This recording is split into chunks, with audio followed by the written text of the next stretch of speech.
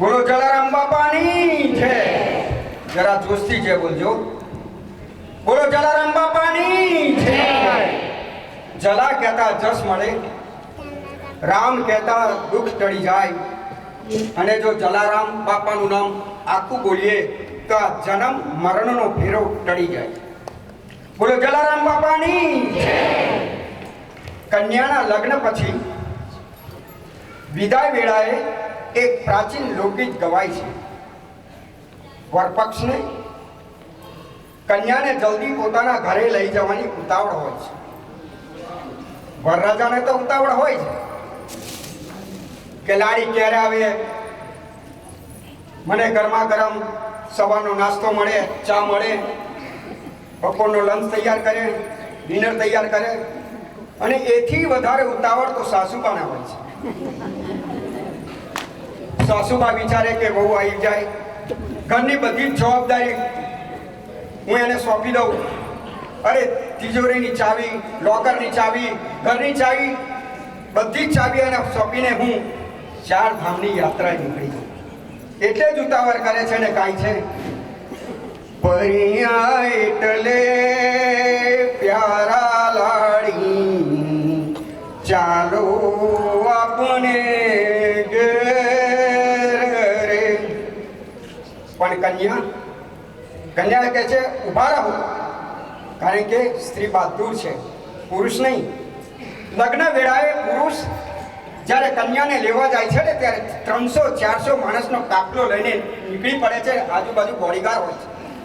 પણ સ્ત્રી કન્યા જ્યારે વિદાય વેળાએ પોતાની સાસરીએ જાય છે ને ત્યારે એકલી હાલી નીકળે છે એના ત્રીજા કુળને તારવા માટે.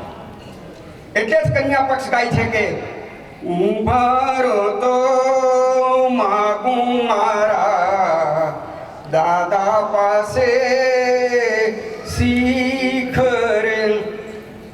વરપક્ષ વાળાને થાય છે કે 20-22 વર્ષ દાદા પાસે રહી અને કઈ શિખામણ ના લીધી, હવે છેલ્લી ઘડીએ શું શીખ લેશે. એટલે વરપક્ષ ગાય છે હવે કેવી શીખ રે લાડી, હવે કેવા બોલ રે. પરિણ્યા એટલે પ્યારા લાડી, ચાલો આપણે ઘેર રે. આપ સૌને થશે કે આજે જલારામ જયંતિ છે અને આજે લગ્ન ગીત ગાવાનું ક્યાંથી શીખ્યું. પરંતુ વિચારીએ કે આ ટેવ આપણને જિંદગીના દરેક પ્રસંગો પડી ગઈ હોય છે. વિદ્યાર્થી આખો વર્ષ લીલા લેર કરે અને પરીક્ષા ટાણે ઉપરોક્ત સ્થિતિ થાય છે. તેવી જ રીતે ગરડામાંથી જીવનના અંત સમયે બીમાર પડ્યા છે અને યમરાજા આવીને કહે છે મરણ આવ્યું એટલે મારી, ચાલો આપણે ઘેર રે. માડીને મરવાનું પસંદ નથી અને આજકાલ તો માણસ મરણ પથારીએ હોય ને તો વોટ્સઅપ, સેલફોન બધું લઈને પૂછે છે કે યમરાજે કદાચ ડેટ તો ચેન્જ નથી કરી ને. ત્યારે માડીને મરવાનું નથી ગમતું એટલે તો કહે છે કે ઉભારો તો માગું મારા ગુરુજી પાસે શીખ રે. આખી જિંદગી ગુરુજી કે ધર્મ યાદ ના આવ્યા. અંત સમયે અને આવી વાતોથી શો લાભ, શો ફાયદો. ત્યારે યમરાજા કહે છે કે હવે સાની શીખ રે માડી, ચાલો આપણે ઘેર રે. નાળી બંધ પડવા આવે ત્યારે ગાડી વાડી લાડી બધું જ છોડવાનો વારો આવે. ત્યારે ન તો આપણે ગુરુજી પાસે જઈ શકીએ કે ને એમની શિખામણ લઈ ધર્મ આચરી આત્મકલ્યાણ કરી શકાય. આવો પસ્તાવાનો વારો ન આવે માટે અત્યારથી જ આપણે સૌ જાગીશું. જલારામ ધામ નિર્માણ કાર્યમાં સાથ આપી થોડું પુણ્ય કમાઈ લઈશું. જય જલારામ, જય સિયારામ.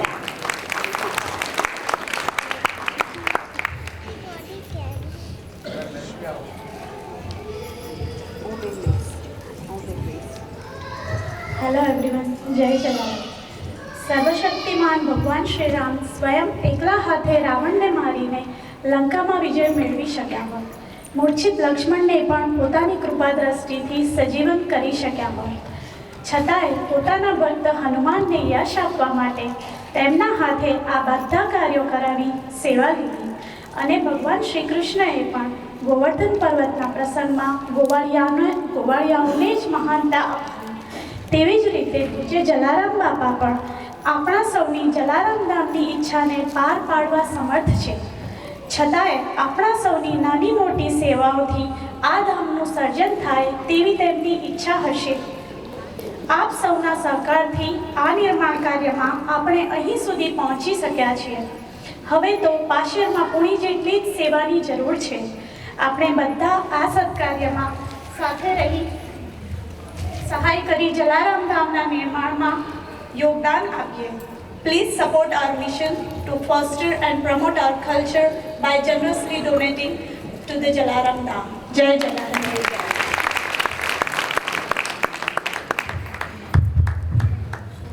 જય જલારામ. સૌથી પહેલાં તો happy Diwali, happy new year. શરૂઆત એક જલા બાપાની વાતથી કરીશ. 1934ની સાલમાં ભયંકર દુકાળ પડ્યો અને જલારામ બાપાની સંત સેવામાં પૈસા ખૂટ્યા. તો જલારામ બાપા એક પટેલ પાસે 200 રૂપિયા ઉધાર માંગ્યા. પટેલ જલા બાપાનો બહુ મોટો ભક્ત હતો અને એમણે તરત જ 200 રૂપિયા કાઢીને આપી દીધા. પણ આ જોઈને પટેલની પત્ની ખૂબ ગુસ્સે થઈ ગયા અને પટેલને કહ્યું કે આ ઘરમાં અનાજનો એક દાણો નથી અને તમે આટલા બધા બચાવેલા પૈસા આપી દીધા. જો કે જલા બાપાએ 15 દિવસ બાદ આ પૈસા પાછા આપી દીધા અને પટેલને એમના કોઠાર બતાવવા કહ્યું. તો પટેલ બાપાને કહે કે બાપા કોઠારની તો બધી કોઠીઓ ખાલી પડી છે. તેમ છતાંય બાપાએ કહ્યું એટલે કોઠારમાં લઈ ગયા અને જલારામ બાપાએ કોઠારમાં જઈ એમની લાકડી વારાફરતી દરેક કોઠીને અડાડી અને કહ્યું કે આમાં તો ઘઉં છે, આમાં ચોખા છે, આમાં જુવાર છે, આમાં બાજરી છે અને એવું કંઈ ત્યાંથી નીકળી ગયા. નીકળી ગયા પછી પટેલને બાપાની વાતમાં મર્મ જણાવ્યો અને તેઓ અંદર કોઠારમાં ગયા અને કોઠીઓ ઓપન કરીને જોયું તો દરેક કોઠીઓ ભરેલી હતી, જે સેમ જેવી રીતે જલા બાપાએ કહ્યું હતું. તો આવો આ જ રીતે આપ સૌની સેવા દ્વારા જલારામ બાપાની લાકડી આપણી દાન પેટીને અડી જશે અને જલારામ ધામમાં રિદ્ધિ સિદ્ધિનો વાસ થઈ જશે. યાદ રહે, જલારામ ધામ આપણા સૌનું છે. આપણે જો ઘર બાય કરીએ તો તેને કેવું સુંદર રીતે સજાવીએ છીએ, તો આ તો આપણા સદગુરુ પૂજ્ય જલારામ બાપાનું ધામ છે. એને વિશેષ રૂપથી સજાવીએ અને તેના માટે આર્થિક સહાયની જરૂર છે. તો ચાલો આપણે બધા ભેગા મળી આ સોનેરી સ્વપ્ન સાકાર કરીએ. પ્રભુ ક્યારેય કોઈનું ઋણ બાકી રાખતો નથી. આપણે એક હાથે દાન કરીએ તો એ 1000 હાથે પાછું આપે છે. કોઈનો ભાર ન રાખે મોરારી, વ્યાજ સહિત પાછું આપે વનમાળી. અંતમાં એટલું જ કહીશ કે જલારામ બાપા ઉપર વિશ્વાસ હોવો જોઈએ. કોઠીએ દાણા અને ખિસ્સામાં નાણાં ક્યારેય ખૂટવા ના દે જલારામ બાપા. બોલો જલારામ બાપાની, બોલો જલારામ બાપાની જય Jalaram.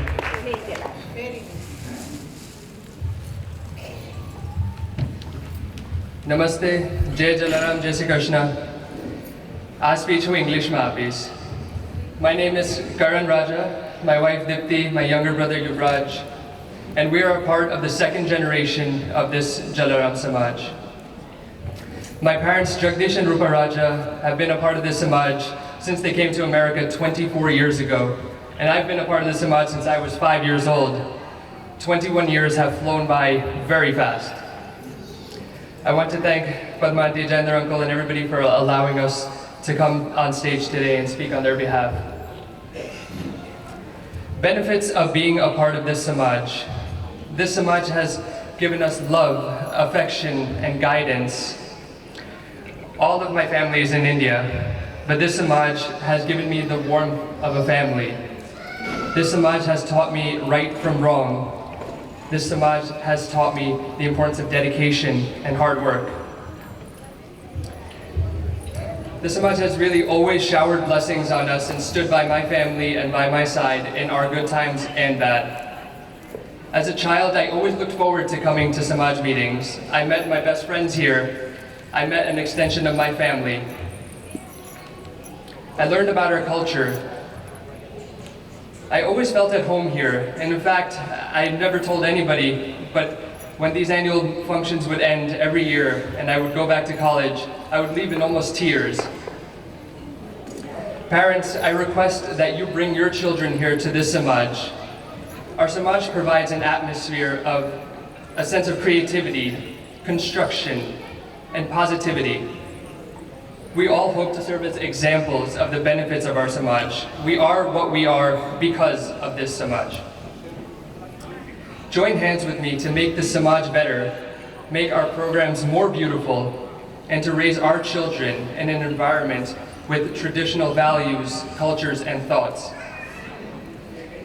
And this includes maybe 2 or 3 or 5 of my own children running here on stage one day, if she allows. This Samaj is the fruit of years of effort by our seniors and our elders. Jayendra Uncle, Padmati, and countless others have dedicated their lives to making this Samaj and making our own mandir, our own Jalaram Dham. They've worked hard for years, but the hardest part is already done. They've created this Samaj.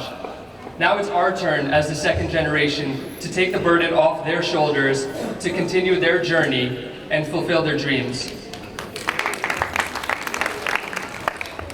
When they undertook this journey of creating the Samaj, they had to rely on telephones and mail. Now in our generation, we have apps, we have technology, we have the knowledge to make all these processes faster and more efficient. Construction of the Jalaram Dham is almost done, and pretty soon we can all celebrate there together. The project was estimated at $3 million, and 2.5 has already been contributed by you all. The last 500,000 is needed. I urge you all to contribute to this cause. Contribute to creating an environment where you, me, and all of our future generations can really grow together. Jai Jalaram.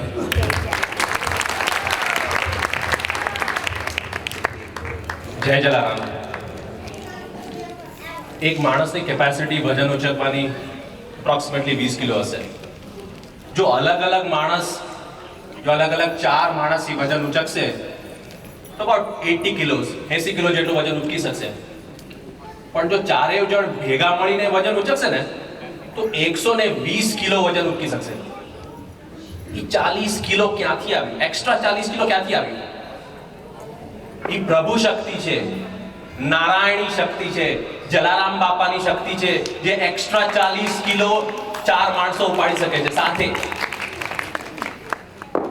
એને teamwork કહેવાય છે, સંઘ શક્તિ.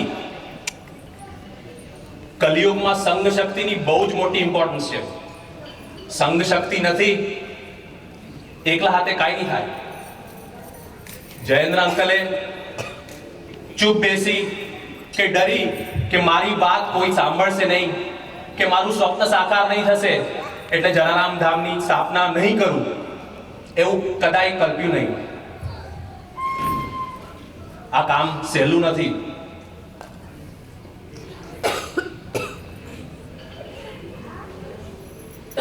એ ગાંધીજીએ આખી શાંતિ સેના ઊભી કરી અને આખી બ્રિટિશરોને ઇન્ડિયાથી ખદેડી દીધી હતી.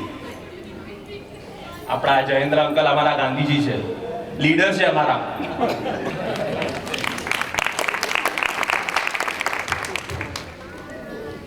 એક આંકડાની શક્તિ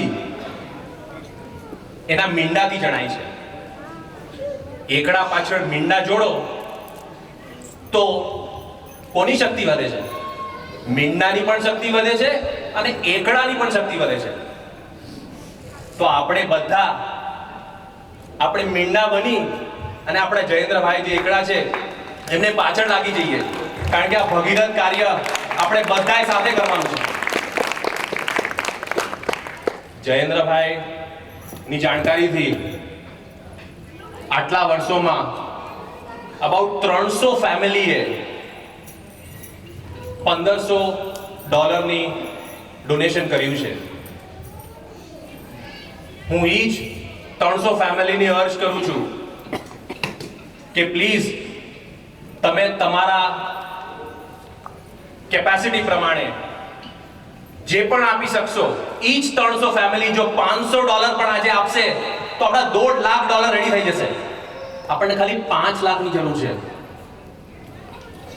અને ઘણા લોકોએ બહાર પ્રેઝન્ટેશન જોયું હશે, 90% વર્ક કમ્પ્લીટ થઈ ગયું છે, ખાલી 10% બાકી છે. અને બાકીના જે સાઇડ લાઇન પર બેઠા છે, પ્લીઝ ઈ જોઈને આગળ આવશે તો બીજા 2-3 લાખ તો આમ ભેગા થઈ જશે.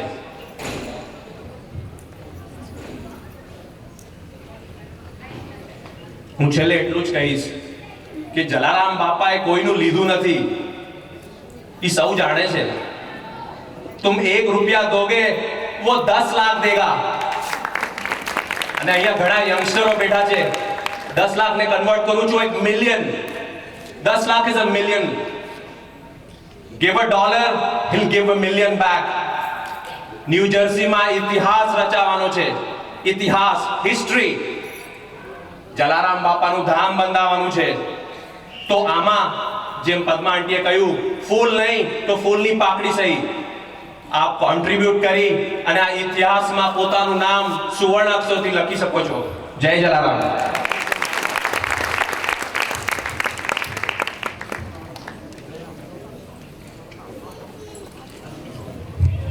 જય જલારામ. મારે કાંઈ બોલવું નહોતું, પણ આ બધા યંગસ્ટર્સ અને સપોર્ટર્સ જેને કહીએ એ બેકબોન છે આપણી. એમણે જે આ બધા આપણને સમજાવ્યું એ સમજ આપણા બધામાં પણ છે જ.